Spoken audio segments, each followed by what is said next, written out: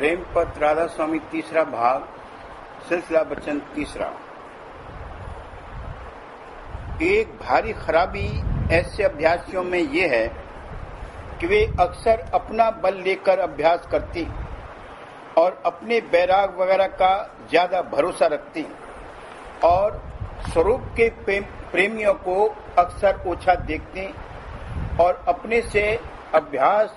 और बैराग में उनको कम ख्याल करती। और हाल ये है कि प्रेमियों को थोड़े अभ्यास में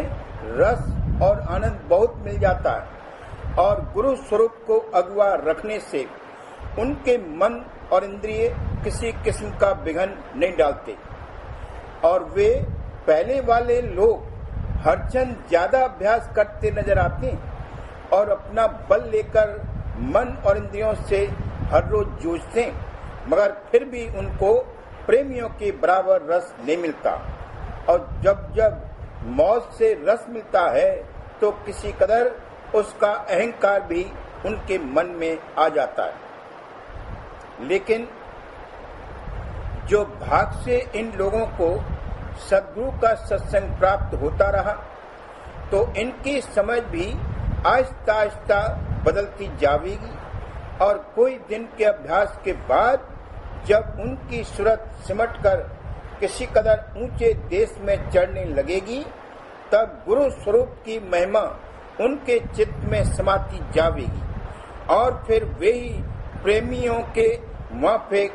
अभ्यास में थोड़ी बहुत गुरु स्वरूप की मदद लेकर चलने लगेंगे और फिर उनका रास्ता भी आसानी से तय होता जाएगा। इन लोगों को बमुकाबले प्रेमी अभ्यासियों के जो विवेक अंग वाले अभ्यासी कहा जावे तो ये कहना दुरुस्त है। खुलासा ये है कि चाहे कोई प्रेम अंग लेकर चले या विवेक और बैराग अंग पर जोर देकर रास्ता तय करना शुरू करे, दोनों को पिंड देश से आहिस्ता आहिस्ता न्यारे होकर अपने निज धाम की तरफ चलना और चढ़ना जरूर है, क्योंकि जब तक के सूरत माया के घेर के पार न जावेगी तब तक काम पूरा नहीं बनेगा। यानी जब तक के सत्पुरुष राधा स्वामी दयाल के धाम में न पहुंचेगी तब तक निर्भय और निश्चिंत नहीं हो सकती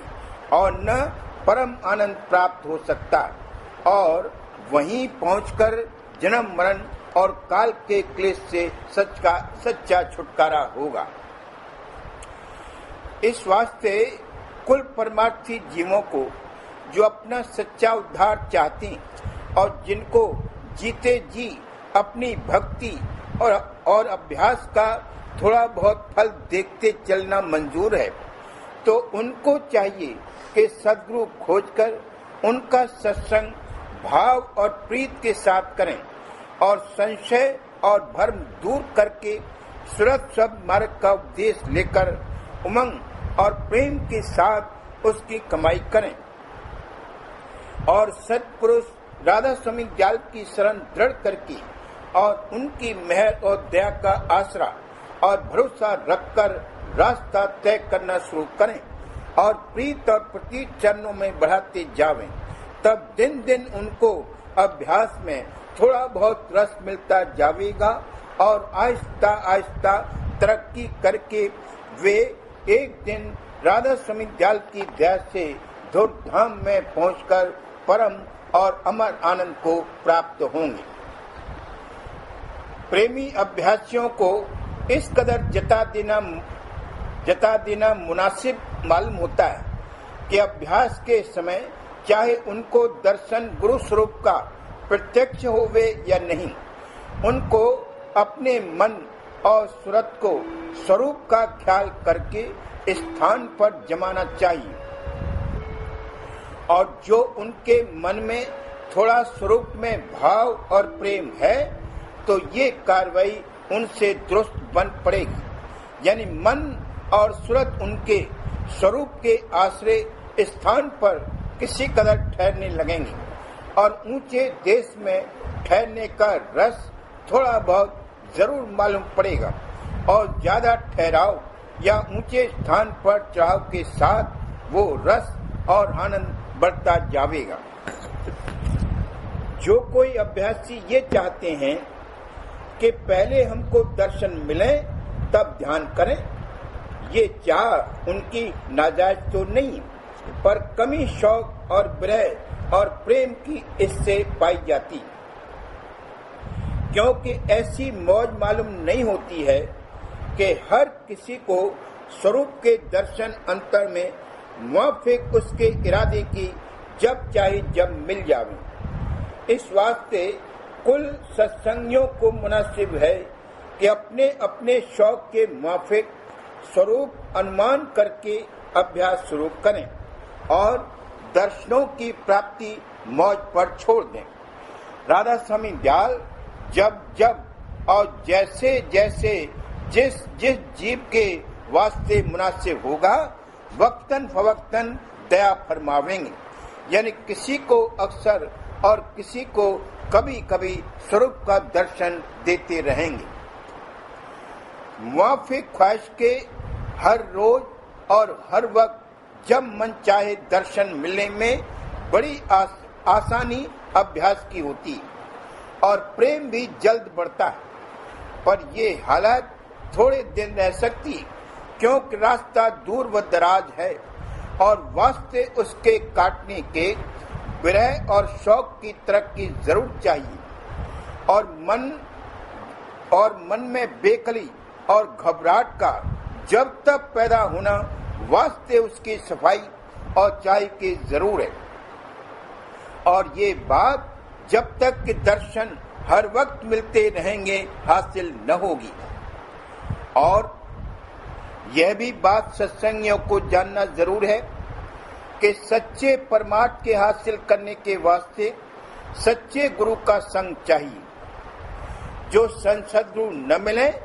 तो जो कोई प्रेमी सत्संगी उनसे मिला हुआ मिल जावे और वो साधना कर रहा है और कुल मालिक राधा स्वामी दयाल का मंजूर नजर है, यानी उस पर उनकी मेहर और दया है,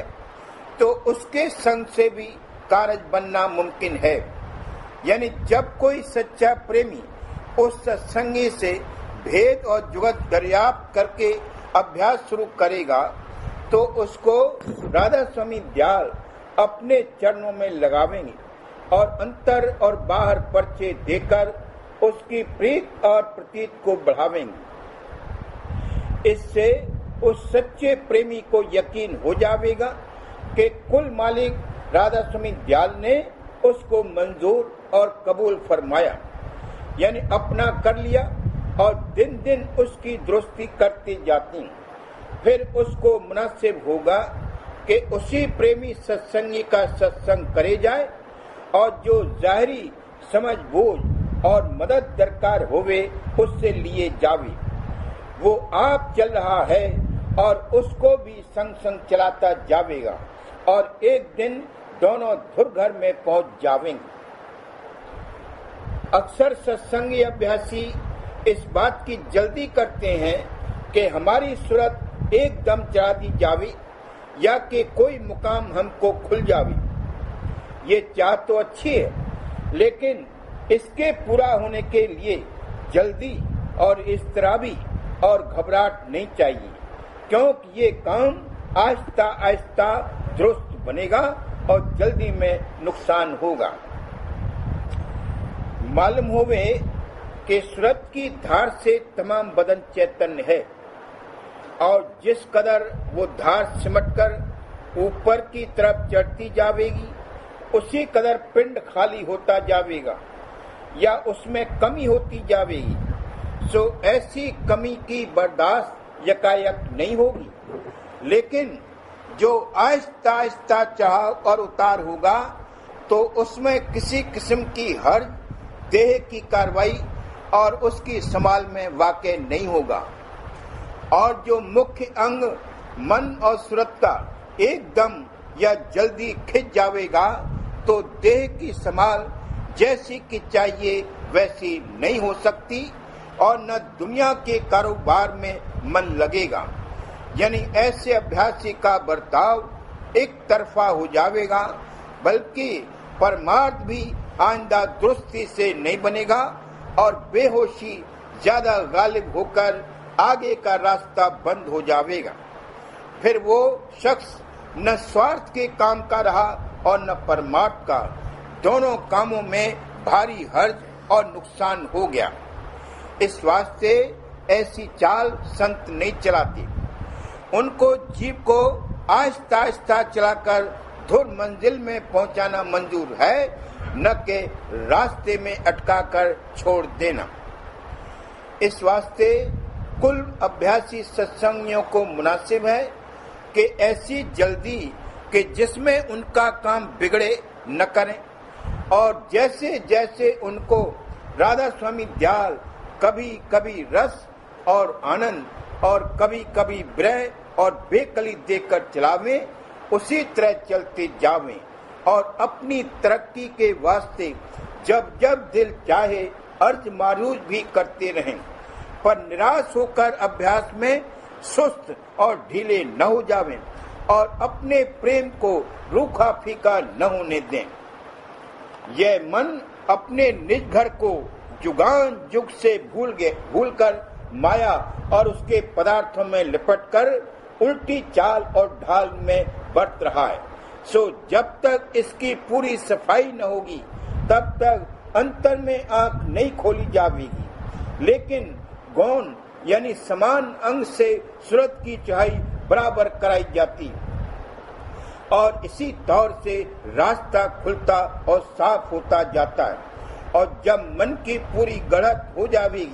और सूरत को ताकत बर्दाश्त रस और आनंद ऊंचे देश की आ जाएगी, तब राधा स्वामी दयाल अपनी मेहर और दया से थोड़ी बहुत अंतर में आंख खोलेंगे और ताकत भी देवेंगे,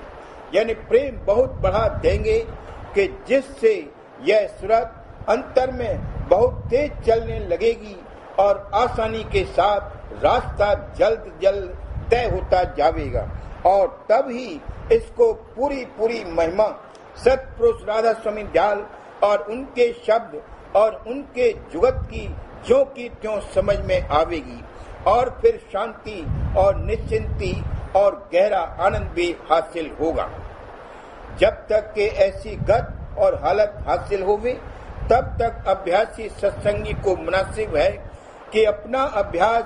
धीरज धरकर प्रीत और प्रतीत के साथ करे जावे और आहिस्ता आहिस्ता अपनी तरक्की देखता जावे। और तरक्की का निशान ये है कि अभ्यासी के मन में दिन दिन प्रीत और प्रतीत राधा स्वामी दयाल और उनके शब्द और जुगत की बढ़ती जावे और दुनिया और उसके भोगों और कुटुंब परिवार की मोहब्बत कम होती जावे।